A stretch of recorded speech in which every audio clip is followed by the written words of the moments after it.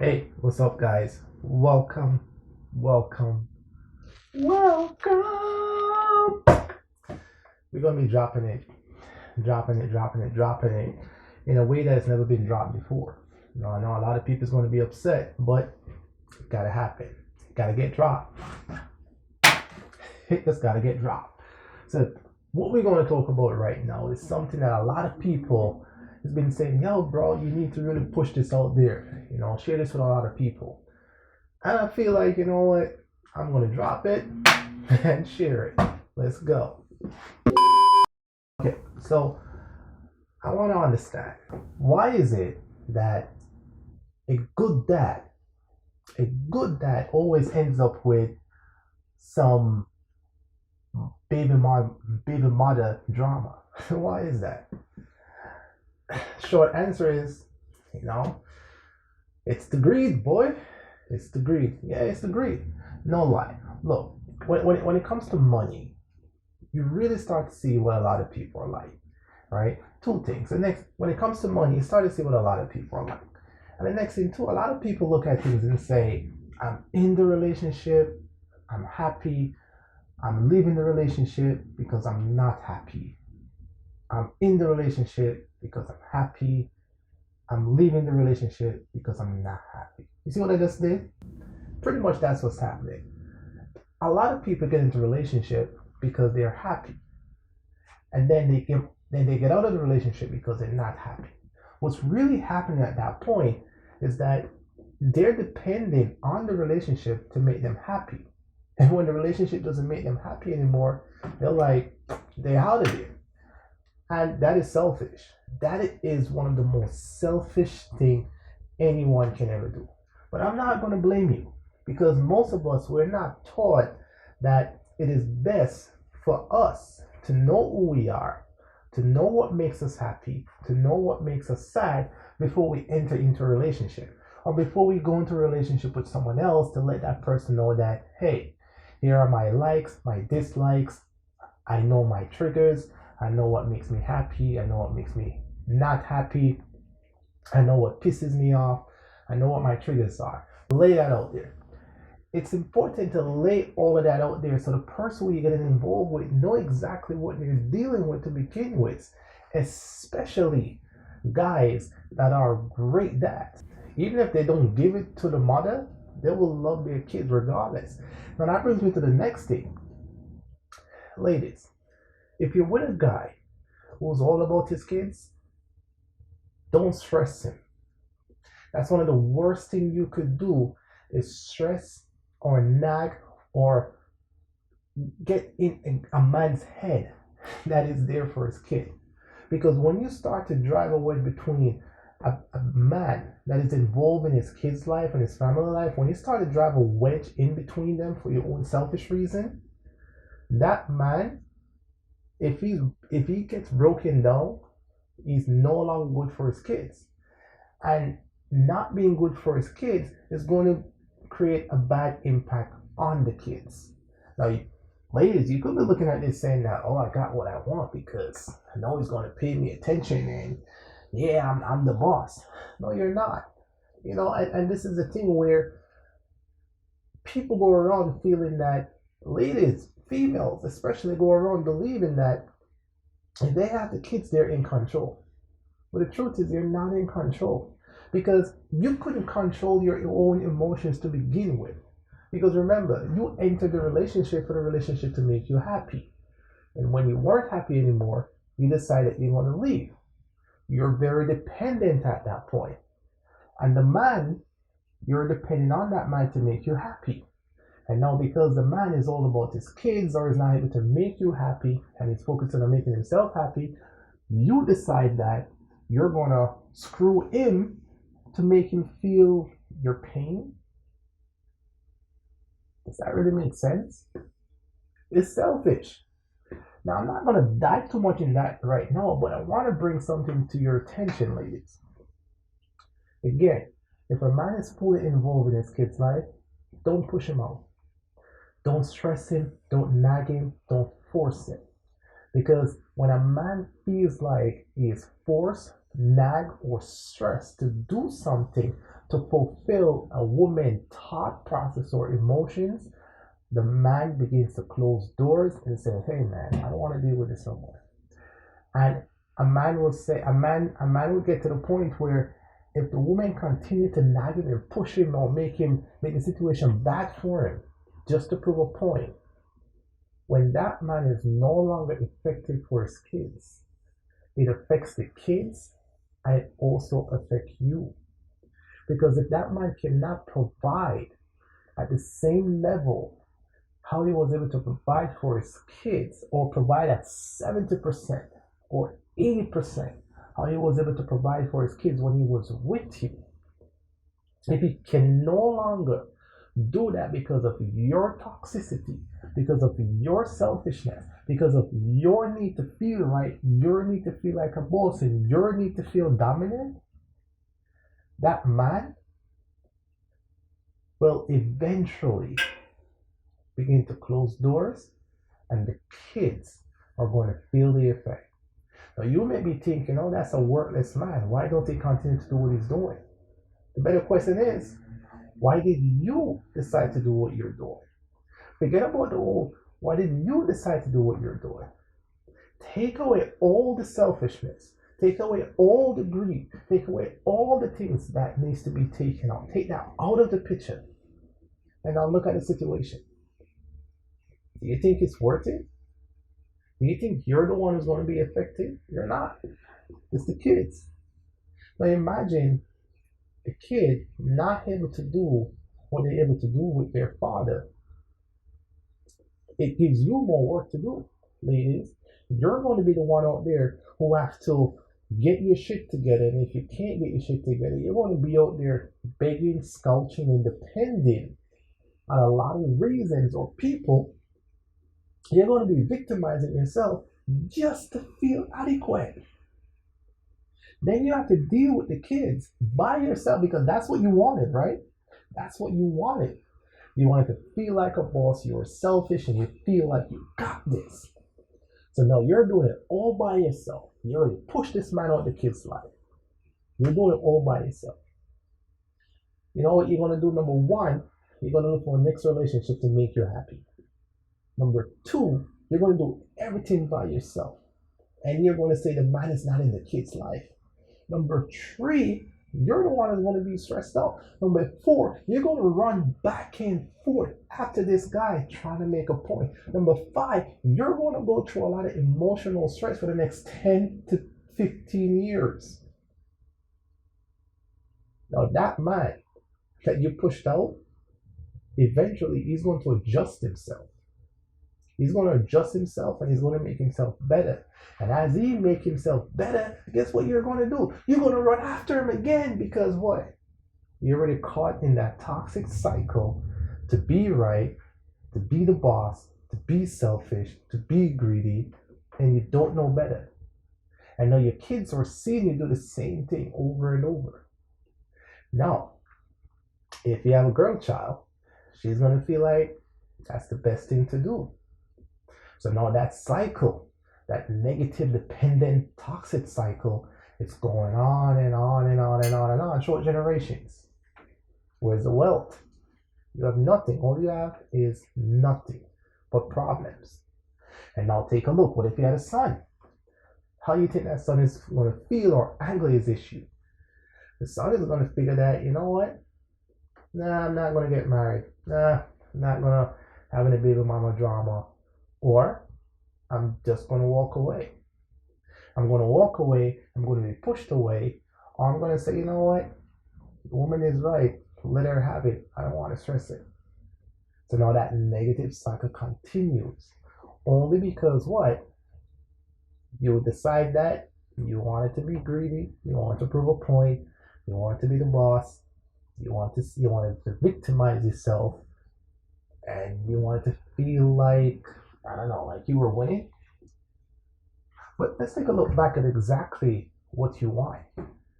We already realized that you won toxicity, that you've won being alone, you've won feeling the need to be right, you've won 10 to 15 years of emotional stress, you've won victimizing yourself to feel accepted, you've won pretty much all the negative things that's out there that will cripple you emotionally, you've won. All because what? You failed to see what was good that already existed. Now, you and the guy did not work out. It didn't work out. It happens. Because remember, you entered a relationship to be happy. Now, the man couldn't provide happiness to you anymore, so you decided to move on or find happiness elsewhere. He was probably just as bad as you because he entered the relationship probably to be happy, just like you. And that's a problem. It's important, and this is really important, for men and women before they get married. Honestly, seek counseling.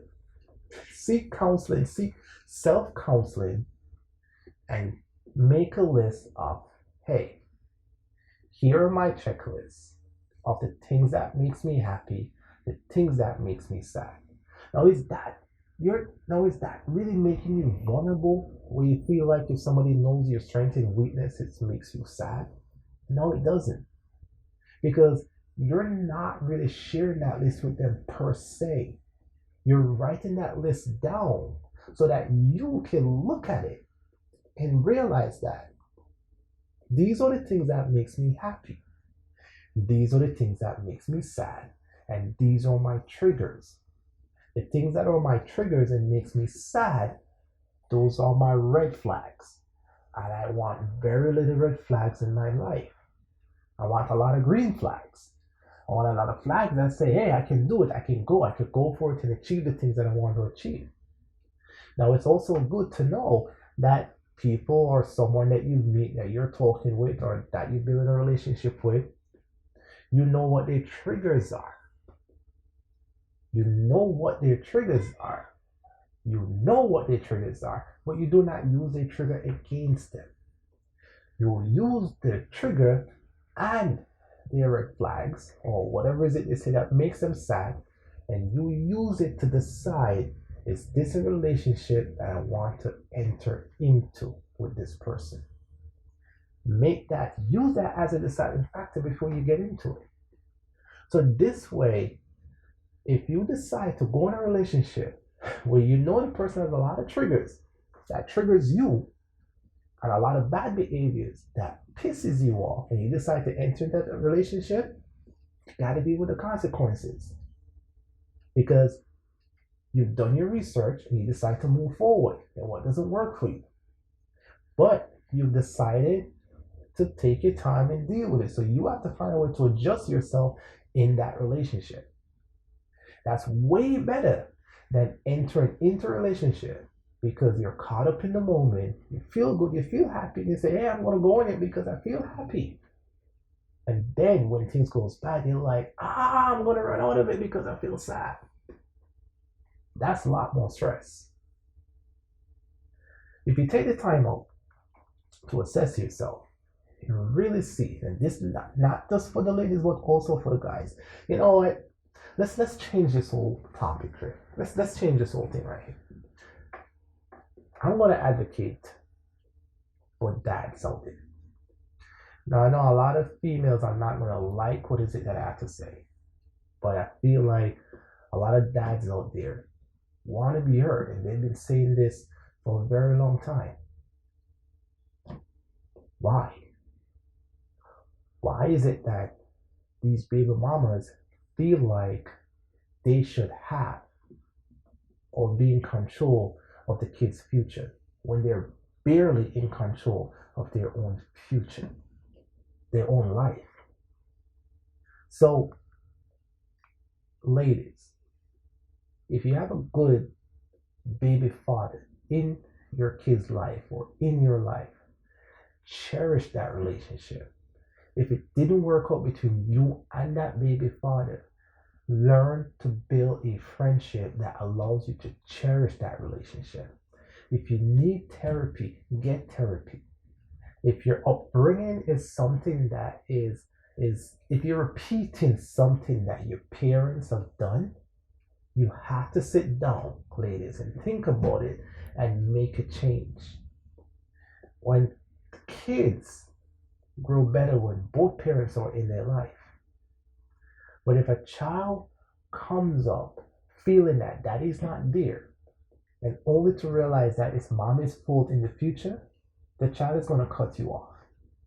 And if you don't believe it, ask a lot of your friends out there who have kids who got bigger and the kids resent the shit out of them.